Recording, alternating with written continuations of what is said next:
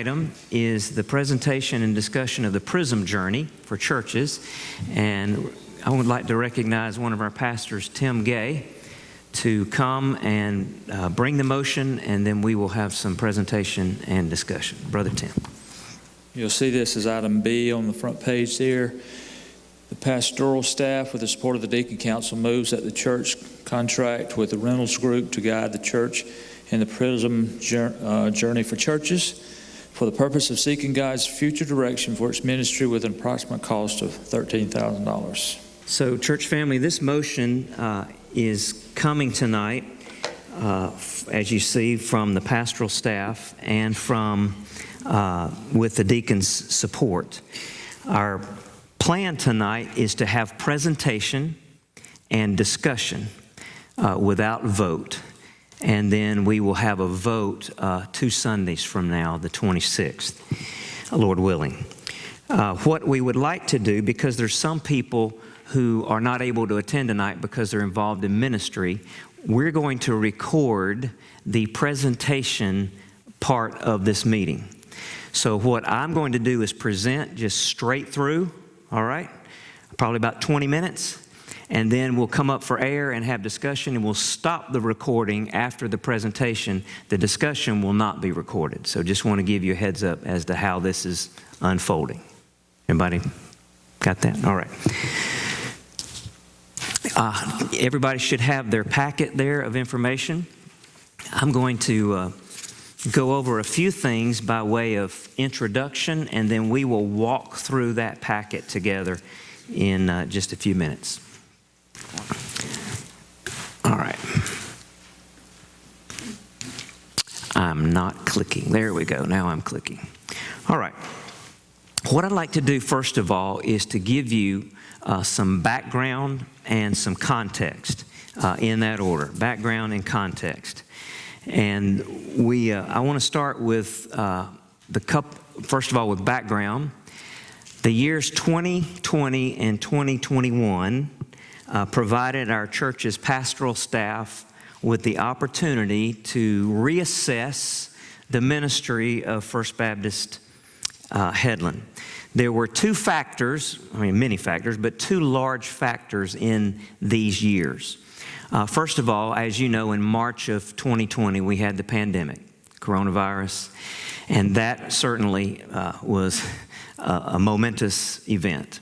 We had also in 2021, of course, the pandemic was continuing, but in April of 21, we had the retirement of our associate pastor of 24 years, Brother Mike Weiner.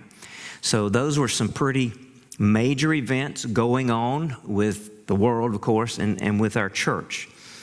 And so through that process, this gave opportunity for our pastors to pause and think and pray and ponder. One of the things, and I think most of us experience this whatever walk of life we were in, but think about for us as pastors, how in the world do we pastor?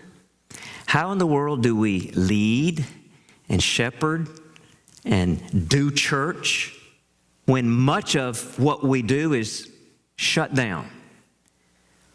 So we prayed, we said this would be a great time just to come up for air and say, what is it that the church really is all about? Fortunately, throughout the Southern Baptist Convention, our Alabama State Convention, our local associations, we had opportunity to do quite a bit of dialogue through Zoom, and there were virtual meetings going on because all churches and pastors were asking this. Our pastors also devoted ourselves to some reading. We read at least 4 books, a couple by Robbie Gallaty, some by Will Mancini, just to kind of, okay, what is the church called to do? What should we be doing? What is just the elementary, fundamental, basic mission of the church? And you all know what it is, but sometimes we need to be reminded of it. And we have the Great Commission from Jesus' words, Jesus' lips himself in Matthew 28. All authority has been given to me in heaven and on earth. Go therefore and make disciples of all nations, baptizing them in the name of the Father, Son, and the Holy Spirit, teaching them to observe all that I've commanded you. And behold, or lo, I'm with you always, even to the end of the age. So we are commissioned to be about making disciples of Jesus Christ, who will mature and multiply. So that was going through our mind, through our prayers, all throughout these 2 years. Then I want us to think a minute about the context in which we are. First of all, the community of Headland. You don't have to hear me say this, but our community is growing. Our neighborhoods are growing. There are new neighborhoods, new homes going up all throughout the city.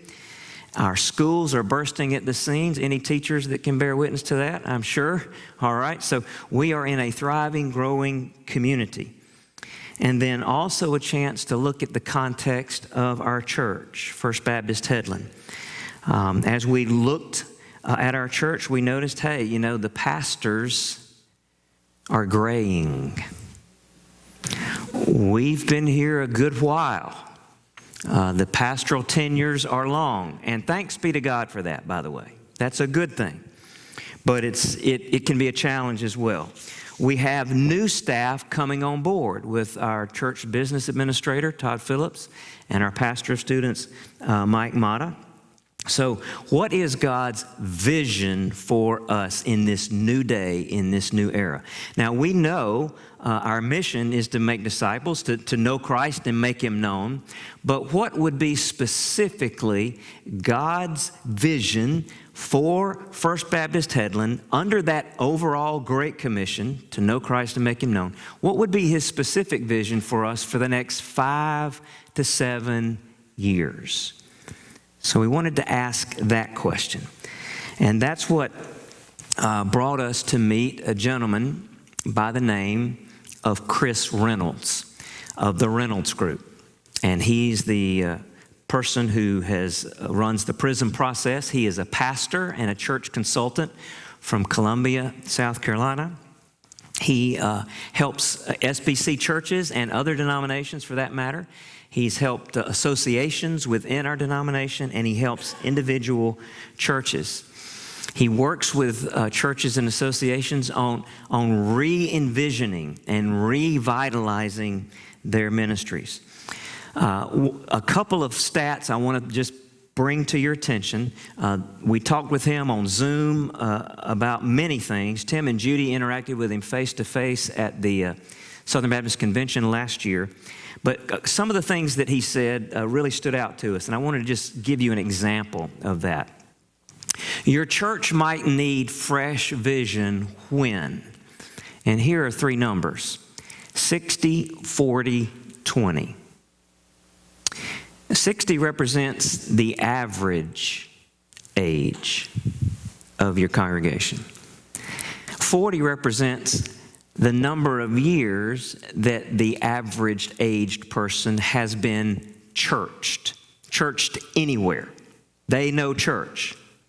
And 20 represents the number of years they've been churched here. All right? So we ran some data, looked at the stats. We're not quite the average age of 60. We've been approaching that, but you may have noticed in the last couple of years, with the blessing of God, we have seen a nice growth in our younger adults population. Praise be to God for that. But let me tell you, your pastor fits 60, 40, 20 perfectly. That's me. And so when you get into that kind of situation as a church, you can kind of be settled and in a Baptist rut. And that might mean you need some fresh vision. So that was a good thought for us to think about. Second stat that we mentioned to you was 75 to 80%. If that's the amount of your budget financially that's going to your overhead expenses, such as your utilities, your Sunday school curriculum, you're paying your staff, just things that keep the church in motion. When instead of your monies being allocated for missional ministry, Great Commission ministries, if you get into this situation, what often happens is that the church becomes a museum and it has some really nice exhibits, and you're paying the staff to keep the exhibits going. Okay? You're paying the staff. Okay, y'all do a worship service for us, and y'all get our children's ministry to work and our student ministry, and we'll support you and we'll come. But there's not enough emphasis either as you think and pray in your heart, and it shows in how your money is allocated. So those kind of things guide us thinking, hey, perhaps we are at a place where we could use some fresh eyes, some fresh insight from someone who is an expert in this area to help us have some fresh vision. So what I'd like to do right now for just a moment is to show you a quick video that just introduces us to the Prism journey, and then we'll just walk through some things in your packet.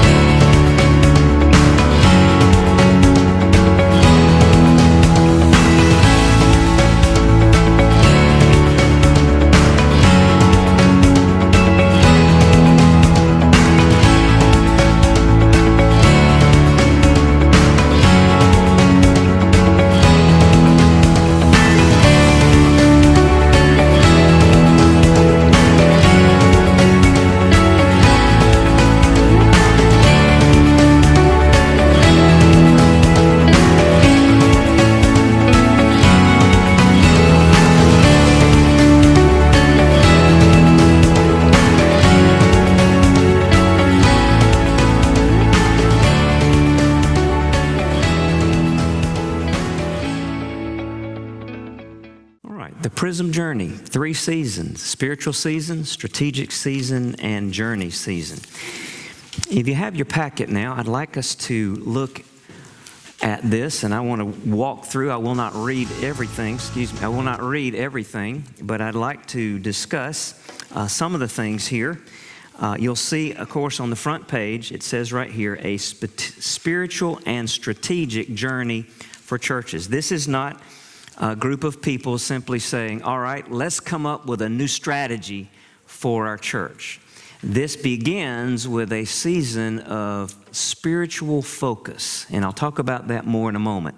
But it is a spiritual process where we pray and where we seek God together, and we ask Him to give us a sense by His Spirit, by the fellowship of God's people, as to how He would like us to proceed in the future. Next page. You see the why and our mission there. Let me just highlight a couple of things here.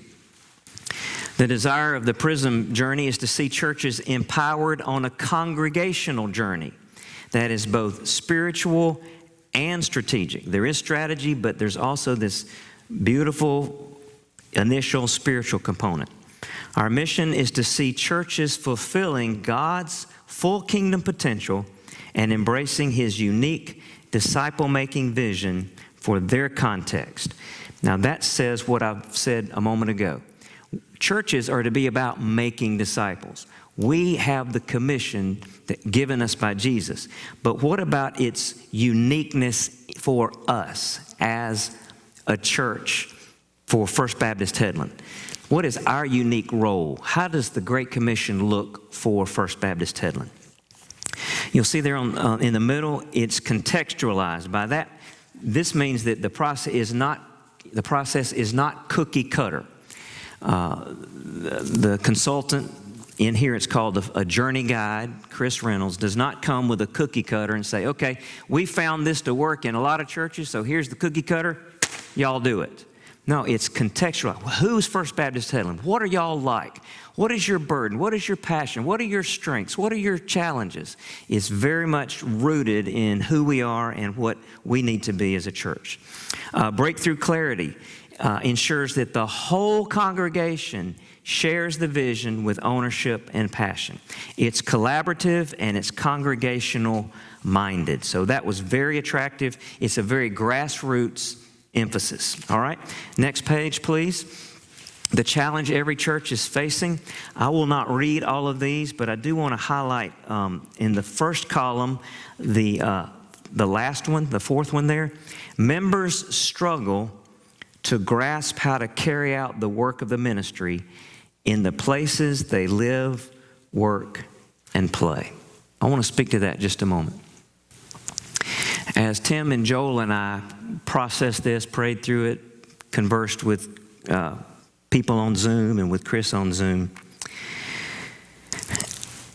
it seems that we tend to believe that church is what happens at 301 East Church Street. Church is when we gather and when we do our Sunday morning ministry, or Sunday evening.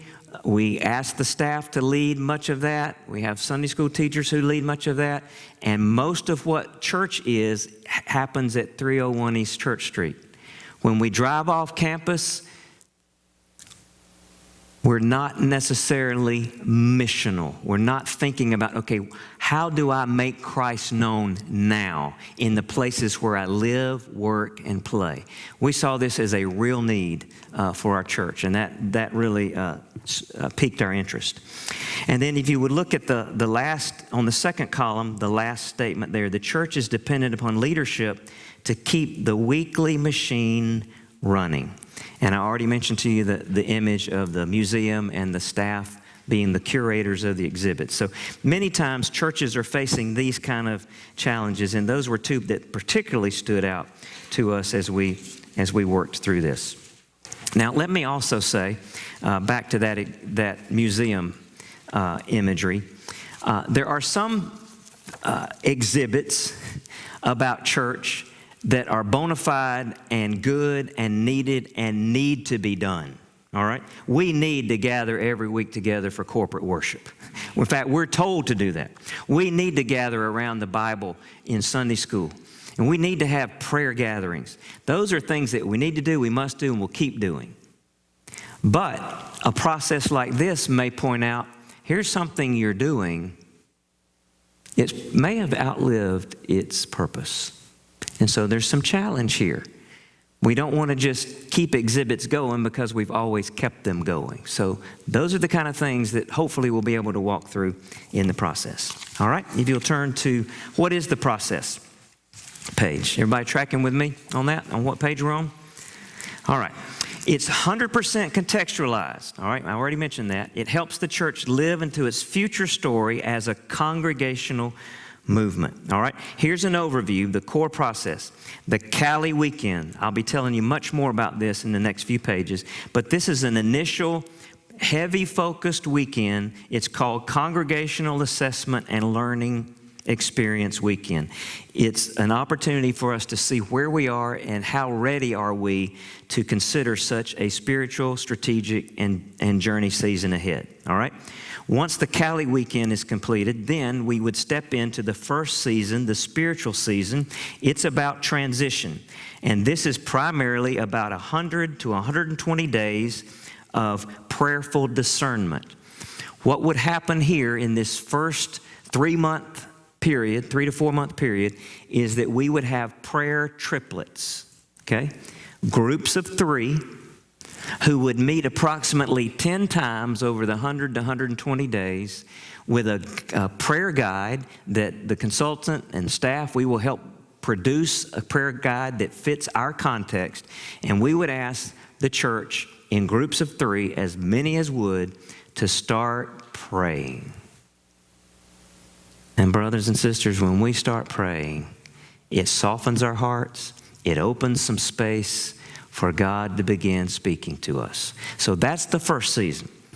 The strategy season, or strategic season, is where we begin to assess what changes might need to be made. And these are groups that will be working with the journey guide, the consultant, virtually usually, maybe one on-campus time and these groups would start developing some future scenarios that we feel God may be leading us to. And then those scenarios are combined, and we get the best of those scenarios and try to discern, okay, where is it that God's leading us? And then the journey season is once we've had the celebration of sensing where God's leading us, we start taking some steps into that future. All right. Now let me show you the timeline. You've probably already read through this, but you see it really is a 12-month process. You see up at the top the Cali weekend, that first initial weekend. The first season, about three months of prayer there, and then discernment. Then phase 2, the strategic season, again 3, and then 4 months there, and then the journey season, about 4 months. So that's how that timeline rolls out. Now, if you'll turn to the next page, the Cali weekend in a little bit more detail. It's a one-weekend experience to engage a congregation in assessment and learning that they can use to address and mobilize around high-priority spiritual and strategic issues. Who's it for? It's for congregations who are in need of an outside perspective on their spiritual journey. We feel like we would qualify for that. How do we prepare? Well, there's some work that the consultant, the journey guide, does with the pastoral staff to get the materials that we need, get the weekend laid out and planned. When does it happen? Normally, the Cali weekend takes place from a Friday afternoon to a Monday morning. So I want to just tell you, we have tentatively, if the church decides to proceed, we have tentatively looked at doing this in August of this year. We believe, as we've tracked attendance, we've found a good weekend. August 11 is Friday through August 14, a Monday. As we've looked at our patterns in recent years, school has started, so people have kind of come back and settled, but football hasn't started yet. So there's a nice weekend right in there where we think it would be a healthy one. And so that would be what we would propose. And then the deliverable, within 3 weeks after the Cali weekend, then we would get a written report, and then we would discern about moving forward. So if you'll turn the page, just look at the schedule, just real quick.